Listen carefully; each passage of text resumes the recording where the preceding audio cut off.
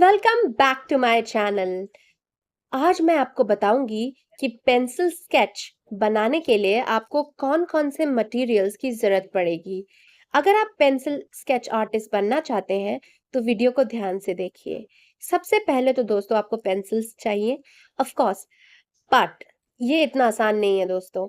Pencils के भी grades होते हैं, तो आपको उसकी नॉलेज होनी चाहिए। जैसे आप देखिए अपने स्क्रीन पर पेंसिल्स के ग्रेड्स को, तो जैसे आप देख रहे हो 6H जो है यहाँ पे दोस्तों, वो सबसे लाइटेस्ट ग्रेड है। फिर आप जैसे मूव करते जाते हो तो ग्रेड्स डार्कर डार्कर डार्कर होते चले जाते हैं और डार्केस्ट है यहाँ पे 12B, राइट। 12B डार्केस्ट है। तो जो आपको बेसिक स्केच बनाना है ना दोस्तों, वो लाइट से बनाना है, तो आपको लाइटर ग्रेड से शुरुआत करनी है और शुरुआत करते करते आपको डार्कर में जाना है। तो बेसिक स्केच जो होगा वो लाइट होगा, लाइटर ग्रेड से होगा। फिर बाद में जो उस पे शेडिंग होंगी, राइट, और जो शैडोज बनेंगी वो डार्कर डार्कर डार्कर से बनती चली जाएंगी और इस तरीके से आपके स्केच में एक डेप्थ आएगी। अब देखिए ऐसे ही पेंसिल्स के ऊपर ना दोस्तों ऐसे ग्रेड्स लिखे रहते हैं। जैसे जैसे देखिए इस पे 2B लिखा हुआ है, इसी तरीके से और भी पेंसिल्स आप देखेंगे ना उन पे ग्रेड्स लिखे रहते हैं। तो आपको पेंसिल आर्टिस्ट बनना है तो आपको इन ग्रेड्स का ध्यान रखना है। अपने पेंसिल स्केच को बनाने से पहले आपको ध्यान रखना है कि आप कौन सा इस्तेमाल कर रहे हो।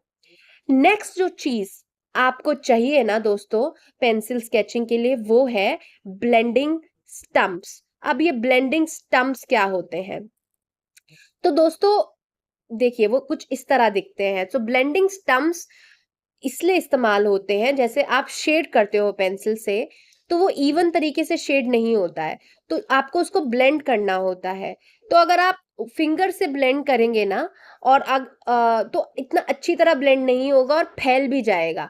बट अगर आप इस स्टम्प से ब्लेंड करेंगे तो बहुत ही इवन तरीके से ब्लेंडिंग होगी और फैलेगा भी नहीं। जैसे मैं आपको करके दिखाती हूँ, ये देखिए, ये जो ब्लेंडिंग हो रही है देखिए कितनी इवन ब्लेंडिंग हो रही है और कितनी स्मूथ ब्लेंडिंग हो रही है और कितनी रिस्ट्रिक्टेड ब्लेंडिंग हो रही है, उसी एरिया में हो रही है, फैल नहीं रही है।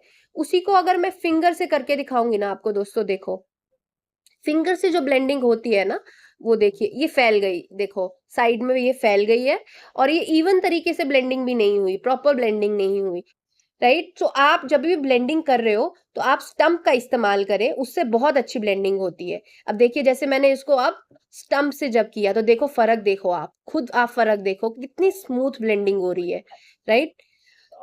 और बहुत अच्छी ब्लेंडिंग जो स्टंप से होती है उसको आप बहुत ही फाइन एरिया में भी इस्तेमाल कर सकते हैं। जैसे देखो डिफरेंट नंबर के स्टम्प्स होते हैं दोस्तों, जो सबसे पतला है उसका सबसे कम नंबर है, राइट। और इस सबसे पतले वाले और सबसे कम नंबर वाले को आप बहुत ही फाइन जगह पे आपको ब्लेंडिंग करनी है, जैसे corner of the I, right, eyes में आपको करनी है तो आप उसका इस्तेमाल कर सकते हो, राइट। जैसे मैं आपको एक ह्यूमन सब्जेक्ट में दिखाती हूँ, ये कॉर्नर ऑफ द आई में आपको करनी है या आईज के अराउंड आपको ब्लेंडिंग करनी है, तो उसमें आप ये सबसे छोटे नंबर वाले थिनेस्ट जो स्टंप है उसका इस्तेमाल कर सकते हो, राइट।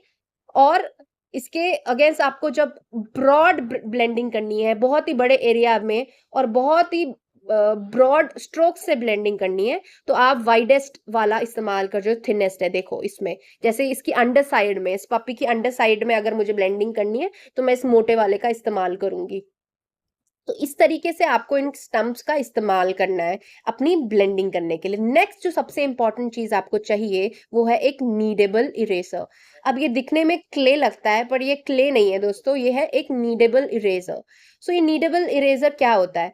तो बेसिकली क्ले जैसा दिखता है बट ये है इरेजर।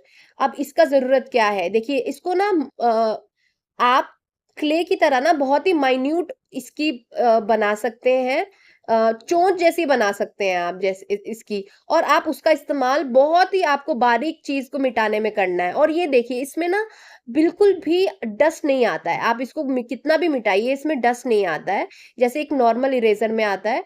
और क्योंकि कभी कभार ना जब हम नॉर्मल इरेजर से मिटाते हैं ना तो उसके साथ साथ ना पेपर भी फट जाता है, तो आपका स्केच खराब हो जाता है। बट इससे क्योंकि डस्ट नहीं निकलती तो पेपर भी नहीं फटता। फिर आप इसको माइन्यूट जगहों पे, जैसे देखिए इसकी नोज में एकदम बारीक पॉइंट में अगर आपको इरेज करना है और बाकी बाकी जो एरिया है उसको टच नहीं करना है, तो आप उसको नीडेबल इरेजर का इस्तेमाल कर सकते हैं। ये आप एक नॉर्मल इरेजर से नहीं कर सकते। देखिए दोस्तों, जब भी आप कुछ खरीदते हो ना, तो वो कुछ इस तरीके से दिखता है। बाद में जब आप उसको यूज करते हो तो एक क्ले की तरह हो जाता है, राइट। आपको मैं एक नॉर्मल इरेजर से भी इरेज करके दिखाती हूँ कि वो कैसा उसमें फर्क है। देखिए इसको जब मैंने इरेज किया, ठीक है, तो इसमें डस्ट आई, राइट।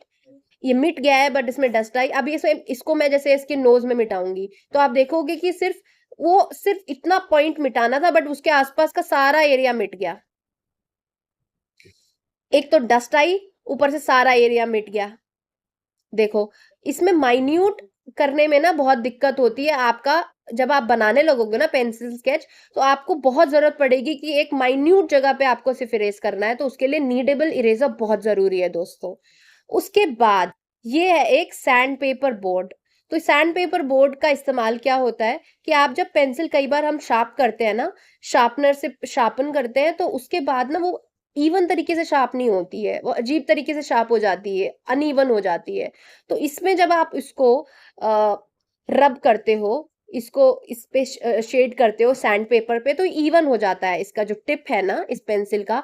फिर आप उसको आराम से इस्तेमाल कर सकते हो। तो जो ये सैंड पेपर बोर्ड है ना दोस्तों, ये जरूरी नहीं है आप खरीदो, ये आप घर पे भी बना सकते हो। इसको बनाना बिल्कुल मुश्किल नहीं है। आप इसमें देखिए जैसे दो बोर्ड लगे हैं, कार्डबोर्ड है और उसके ऊपर एक सैंड पेपर चिपकाया है और स्टेपलर से स्टेपल कर दिया है। इसके बाद दोस्तों ये है एक पेंसिल होल्डर। ये बिल्कुल ऑप्शनल है। जब आपको पेंसिल आपकी छोटी हो जाती है ना दोस्तों, तो छोटी पेंसिल को इस्तेमाल करना थोड़ा मुश्किल हो जाता है। ये तो फिर भी बढ़िया, उससे भी छोटी हो जाती है। तो आप इस पेंसिल होल्डर में पेंसिल को डाल के उसका इस्तेमाल कर सकते हो। तो ये बहुत ही आसानी से आपके पेंसिल को आप इस्तेमाल कर सकते हो अपनी स्केचिंग में। तो ये यूज है इस पेंसिल होल्डर का, पर ये बिल्कुल ऑप्शनल है। तो यही सब चीजें आपको चाहिए एक पेंसिल स्केच बनाने के लिए। अगर आपको ये वीडियो पसंद आई तो लाइक और सब्सक्राइब जरूर करिए।